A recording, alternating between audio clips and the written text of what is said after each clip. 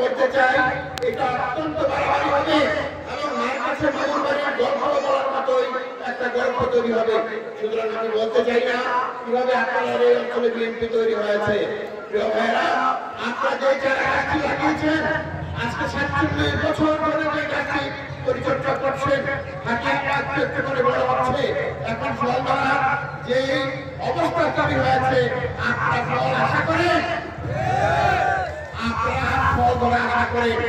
ফল ধরা সময় পেলে ফল একটু দেরিতেও ধরতে পারে, আবার কাছেও ধরতে পারে, একটু আগেও ধরতে পারে। সুতরাং সেইটা দল বিবেচনা করবে। আমাকে এখনই যারা হিসাবে আমাকে নমিনেশন দিবে না কখন দিবে এটা দলের সিদ্ধান্তের উপর নির্ভর করে। তবে আপনারা যে ভালোবাসার প্রতীক হিসাবে এই অঞ্চলে তুলে দিলে আপনারা গড়ে তুলেছেন আমাকে, আপনাদের এই ছেলে হিসাবে আমি আপনাদের পাশে কেউ ছিলাম নাকি ছিলাম? 47 বছর যে আপনাদের পাশে ছিলাম, একদিনের জন্য কি পালন করেছি? পালন করি নাই। যখন আমার বাড়ি ঘর ভাঙচুর করে লুটপাট করে তখন কি আমি কারো প্রতিশোধ দিয়েছি? 2 বছর আগে যে আমার এখানে ইফতার পার্টি হওয়ার কথা ছিল, বাড়িতে গিয়ে ইফতার পার্টি ফেলে দিয়েছে, বাড়ি দিয়েছে, আমি কি কারো প্রতিশোধ দিয়েছি? এই যে 24 সালে যে কারারুদ্ধ ছিলাম, শেখ হাসিনা মুক্ত হওয়ার পরে হাসিনা মুক্ত দেশে কারাগার থেকে বের হয়েছি, বের হয়ে কি আপনাদের কাছে চাঁদাবাজি করেছি? মাস্তানি করেছি? আপনাদেরকে মামলা করেছে?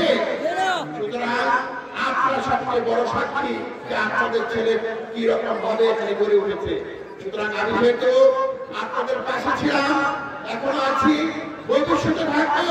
তবে আমার মূল্যায়ন আমার দল করবে এবং ত্যাগ বিবেচনা করার দায়িত্ব আমার দলের উপরে, দেশনেত্রী বেগম খালেদা জিয়ার উপরে, তারেক রহমান সাহেবের উপরে। তারা যদি মূল্যায়ন করে আমি নমিনেশন প্রার্থী হিসেবে অবশ্যই আমাকে ভ্যাকেন্সি দিবেন, আর না দিলে কোথায় তারা প্রতিস্থাপন করবেন, তারা আমার জন্য কি করবেন, আপনাদের আশা আকাঙ্ক্ষা কি করবেন, সেটা ওনারা ভালোই সিদ্ধান্ত দিবেন। তবে দলের দীর্ঘদিনের হাল ধরে যেভাবে এই অঞ্চলকে মুক্ত করেছি, এই অঞ্চলকে যেভাবে বিএনপির পতাকা আবদ্ধ করেছি, সেইটার জন্য আপনারা অনেক কষ্ট করেছেন দীর্ঘ সময়।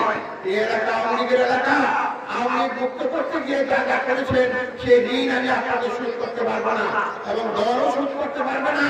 সুতরাং আর কিছুদিন অপেক্ষা করে দলের সুষমার জন্য অপেক্ষা করেন। আপনারা জানেন দেশনেত্রী বেগম খালেদা জিয়া অনেকদিন কারাগারে ছিলেন। এই হামলা বিরোধী 17টা বছর তিনি দলের সংগ্রাম করেছেন, আপোষ করেন নাই, আওয়ামী লীগের সাথে আঘাত করেন নাই। আজকে যে আঘাত করত তাহলে তাকে কারাগার যাইতে হতো? বলতো না। সুতরাং তাকে সেই জন্যই আমরা আপোষের নেত্রী বলি। সুতরাং আজকে যদি বিএনপি রাষ্ট্রীয় ক্ষমতা আসে, এই 31 দফা কর্মসূচির উপরে আজকে আলোচনা সভা, সেখানে রয়েছে কৃষকের ভাগ্য, সেখানে রয়েছে যুবকের ভাগ্য, সেখানে রয়েছে চাকরিজীবীদের ভাগ্য, সেখানে রয়েছে দেশের ভাগ্য, দেশের বিচার ব্যবস্থা থেকে শুরু করে প্রত্যেকটা কাঠামো কিভাবে পুনর্গঠন করে দেশ পরিচালনা করবেন, সেই দিকেই আজকে এই কার্যক্রম সাহেবের 30 দফা কর্মসূচি প্রণয়ন করেছেন।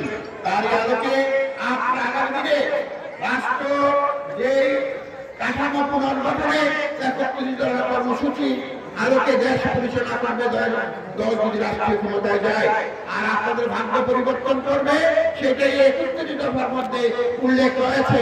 সুতরাং এই 31 দফা বাস্তবায়নে বিএনপি বদ্ধপরিকর, জনগণের ভাগ্য পরিবর্তনে বিএনপি ভাগ্য পরিবর্তনে বিএনপি প্রতিশ্রুতিবদ্ধ। সুতরাং আজকে আমি চান্দিনা রাজনীতি আমাকে যদি আল্লাহ তৌফিক দেয়, আপনাদের সেটা জেনারেল লাইনের বিদ্যালয়, এখানে কারিগরি শিক্ষা চান্দিনাতে অত্যন্ত প্রয়োজন।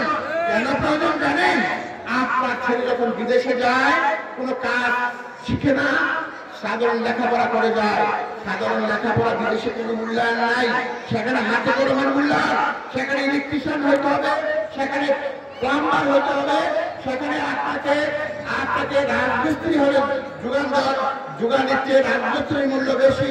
সুতরাং এরকম টেকনিক্যাল শিখে যদি আপনি বিদেশে যান, তাহলে আপনার ছেলে যদি $100 কামাই করে, তাহলে সেখানে 1 থেকে 5 গুণ 6 গুণ বেতন বৃদ্ধি হয়ে বৈদেশিক মুদ্রা অর্জন করবে।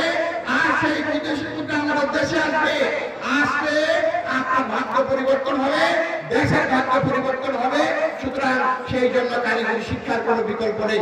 প্রিয় ভাইয়েরা, তাদের অনেক কাজ, এই যে রাস্তাটা আমার নেতারা আসছে, সেই রাস্তা দিয়ে আসতে পারে না, একটু মুকুর হয়ে যাওয়া ভাঙা রাস্তা। আজকে আমাদের এগুলো মেরামত করতে হবে। আজকে আমাদের কারিগরি শিক্ষার মান উন্নয়ন করতে হবে। কারিগরি শিক্ষাকে প্রাধান্য দিয়ে শিক্ষা প্রতিষ্ঠানগুলোকে কারিগরি শিক্ষায় উন্নতি করতে হবে। তারপরে সবচেয়ে বড় সমস্যা হলো মাদক। আমাদের মাদক সমস্যাকে 1 নম্বর সমস্যা হিসেবে চিহ্নিত করে মাদক